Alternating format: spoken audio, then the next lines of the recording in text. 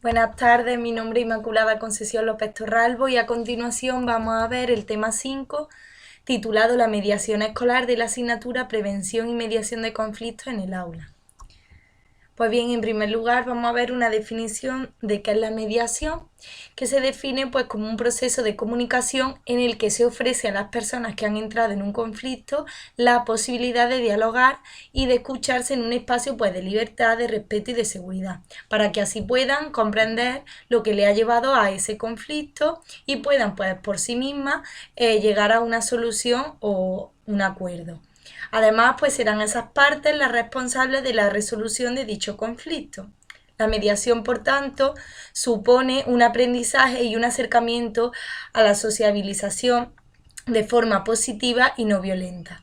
Además, la mediación pues, es una forma de acercarse a un conflicto, es decir, lo importante es aprender a gestionarlo de una forma más pacífica. La forma de afrontar los conflictos es conociendo los tipos de violencia, entre las que encontramos pues la violencia directa, la violencia estructural y la violencia cultural. La violencia física se puede definir como cuando la persona pues, produce un daño en alguna parte del cuerpo a otra. Por ejemplo, ciertos empujones, bofetadas, puñetazos, intentos de estrangulamiento, golpes de objetos, patadas. Por otro lado tenemos la violencia psicológica, que es toda conducta pues que ya está orientada a la desvalorización de la persona o al sufrimiento y que además puede aparecer junto a otro tipo de violencia, por ejemplo, ciertas amenazas, humillaciones, insultos, desprecios, destrucción o daño de objetos, culpabilización, indiferencia ante las opiniones, trabajos, necesidades o actividades realizadas, etcétera. Además, el objetivo último es aumentar el control y la dominación de la persona agresora hacia la víctima, generando un sentimiento de culpabilidad.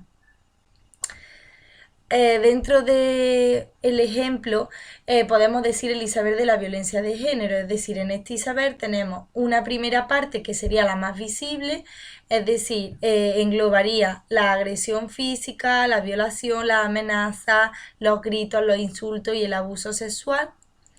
Esta sería una parte más explícita. Aquí entraría en la cima el asesinato.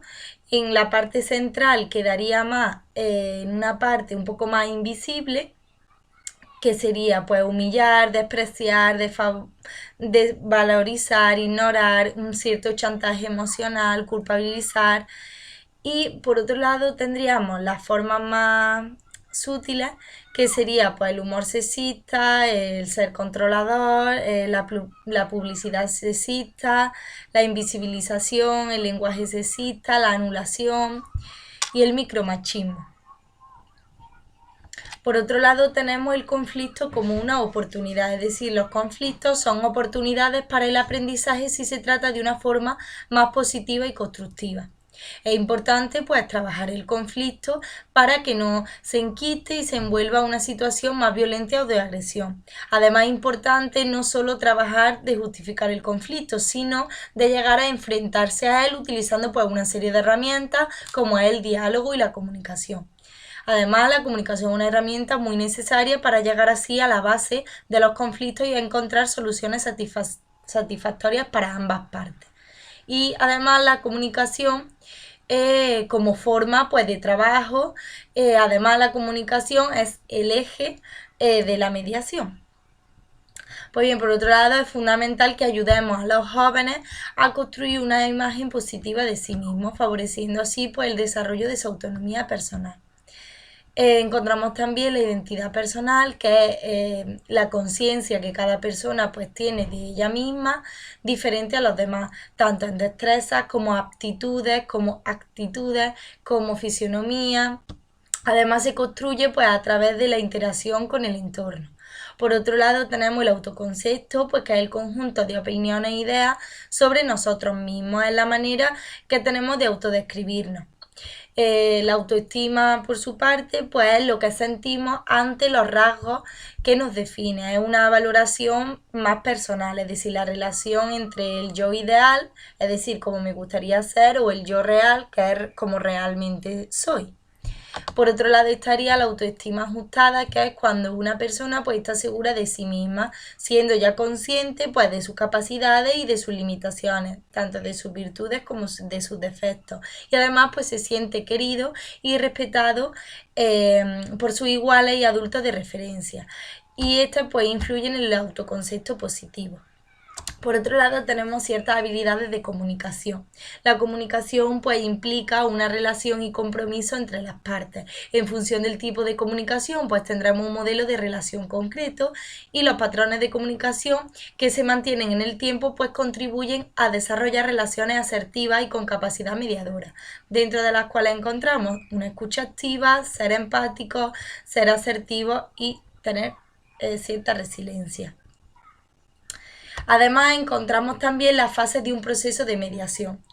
Encontramos la apertura, que sería pues donde se explica que es un proceso de mediación y en qué consiste. Se presenta a la persona o las personas que actuarán de agentes mediadores y se partirá, y se le pedirá a los participantes que de ambas partes que también lo hagan.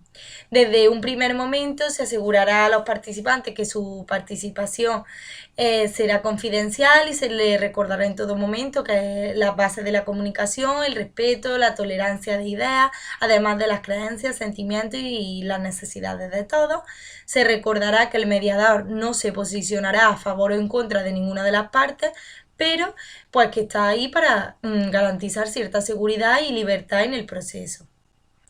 En la fase 1, pues ya se hablará sobre las reglas básicas y de las fases en las que consistirá pues el desarrollo de las sesiones o sesiones, y se le pedirá a cada una de las personas que están en el proceso que las acepte. Además, el objetivo pues será ayudar a los participantes de cada parte a definir el problema de todos sus aspectos según pues su propio punto de vista. En la fase 2, pues ya se les pedirá a los participantes que hablen entre ellos, se traten de comprender su punto de vista, se repitan las experiencias de los demás y que traten de ver similitudes que se podrían encontrar en cada una de las experiencias. Además, el objetivo de esta fase pues será ayudar a los disputantes a que entiendan mejor a la otra parte. En la fase 3, pues ya se les pedirá a cada persona que exponga una posible solución que sea beneficiosa para ambas partes, que la propuesta pues sea realista, equilibrada y equitativa, y pues sería necesario tratar de encontrar ciertas soluciones para todos aquellos asuntos que no se hayan tratado, no únicamente al motivo principal del conflicto. Y el objetivo pues de esta fase será ayudar a los disputantes a encontrar una solución. Dentro de los objetivos de la mediación, pues encontramos crear un clima de paz en las que las partes pues se sienten cómodas y reducen en medida de lo posible la hostilidad entre las partes, se fomente la comunicación y la participación, se evite en todo momento el enfrentamiento, se establezca una disposición hacia la tolerancia y empatía pues que ayude a entender las impresiones de la otra parte, se mejore la relación a través del diálogo, se ayude a formular ciertas propuestas de solución al conflicto, se ayuda a encontrar soluciones pactadas que sean beneficiosas para las partes y evitar que el conflicto pues, pueda generar más conflictos. Dentro de las características de un buen mediador debe de ser la imparcialidad, la confianza, la confidencialidad y la neutralidad. Dentro de los tipos de mediación escolar pues encontramos la mediación espontánea, que trataría pues una mediación mucho más informal, es decir, cualquier persona que acuda al centro escolar puede ofrecerse de manera espontánea e intuitiva para mediar entre dos o más personas que están teniendo un conflicto. Por otro lado tenemos la mediación externa, que es uso de un mediador externo para solucionar el conflicto, ya sea pues acudiendo a una institución o un mediador experto. Por otro lado tenemos la mediación institucionalizada. Si el centro escolar pues tiene un servicio o departamento de mediación establecido de antemano, las partes del conflicto pues ya pueden elegir acudir a él para mediar o buscar un acuerdo para poder solucionarlo. Por otro lado tenemos la mediación realizada por los adultos, que sería pues aquellos que forman parte de la comunidad educativa del centro y pueden formarse en mediación escolar y responsabilizarse de las labores y procesos de mediación de conflictos. Por otro lado, tenemos la mediación realizada por los iguales, es decir, algunos alumnos del centro son formados y entrenados para la solución de conflictos a través de la mediación, por lo que ante un conflicto entre alumnos serán ellos quienes se ofrezcan como mediadores en el proceso de resolución de conflictos. También tenemos la comediación. Dos personas de la comunidad educativa formadas por la mediación se unen para así poder mediar de forma conjunta ante un conflicto, de manera pues, que se pueda garantizar la neutralidad y la imparcialidad del proceso. Dentro de los principios básicos para la mediación escolar encontramos ser capaces de llegar a un entendimiento sobre las razones que han llevado al conflicto, saber apreciarlo, intentar pues comprender qué ha llevado a cada disputante a entender la situación como un conflicto, además de ofrecer una seguridad a cada parte de que el mediador conoce y aprecia los problemas que comunican, así como las emociones pues, que ha generado ese conflicto. También saber crear dudas en la parte con respecto a las soluciones que han propuesto para poder solventar esa disputa y ser hábil en la generación de sugerencias de alternativas que puedan llevar a solucionar un conflicto. Dentro de la estrategia de comunicación y mediación, pues tenemos el escuchar, el motivar, el preguntar, el resumir y el parafrasear.